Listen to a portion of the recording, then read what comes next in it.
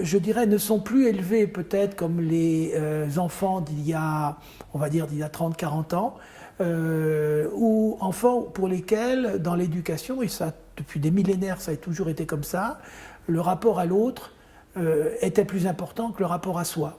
Qu'est-ce que je veux dire par là? Je veux dire que l'éducation consistait à dire aux enfants, tais-toi, écoute les adultes, enlève ta casquette quand tu leur parles, ne fais pas de faute d'orthographe, tiens-toi bien, enfin toutes ces recommandations de l'éducation qu'on va dire traditionnelle. Donc dans cette éducation traditionnelle, le rapport aux autres, voilà, écoute les autres, attends avant de parler, l'emportait sur le rapport à soi.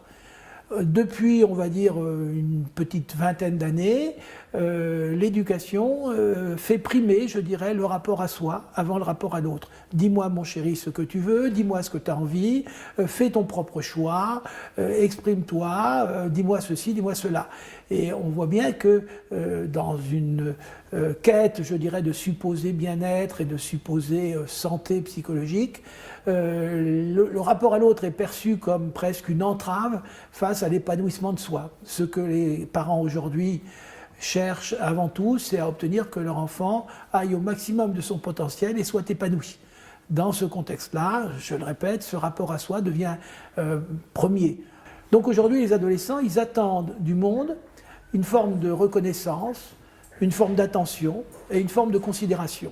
Reconnaissance, attention, considération, je dirais que c'est les trois ingrédients, les trois engrais qui permettent à l'individu de se sentir bien dans la société. S'il n'a pas ça, eh bien effectivement il n'est pas content et il revendique, justement il revendique qu'on fasse attention à lui. Une éducation sans punition est-elle possible?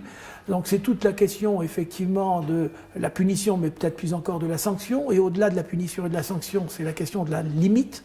Je dirais qu'une éducation sans limite est-elle possible? Est-elle même souhaitable? C'est précisément ce qui se passe aujourd'hui dans la petite enfance. Quand je dirais, quand c'est pas très bien compris, quand on y fait ton choix, qu'est-ce que tu as envie, les parents entendent parfois, il faut laisser l'enfant faire tout ce qu'il veut. Ce qui est une très grosse erreur, parce que plus on laisse un petit enfant faire tout ce qu'il veut dans la petite enfance, plus quand il va entrer dans la société, soit à l'entrée à l'école primaire, parfois même maternelle, soit bien entendu avec l'adolescence, l'entrée dans la vie sociale, eh bien ça sera de plus en plus douloureux pour lui que de ne pas toujours être considéré pour lui-même, dans ses propres désirs, etc. etc. Donc la punition est du registre moral. Du registre moral, bien c'est le bien et le mal, et c'est dirigé vers la personne. Alors que la sanction, on s'intéresse à l'acte. Ben là, je suis désolé, mais là, ce que tu viens de faire, c'est une erreur. On ne doit pas faire ce genre de choses. Voilà, on s'adresse à l'acte et aller du registre du vrai et du faux, et pas du bien et du mal, de l'erreur ou de la non-erreur. Voilà. Et donc, on peut effectivement sanctionner cet acte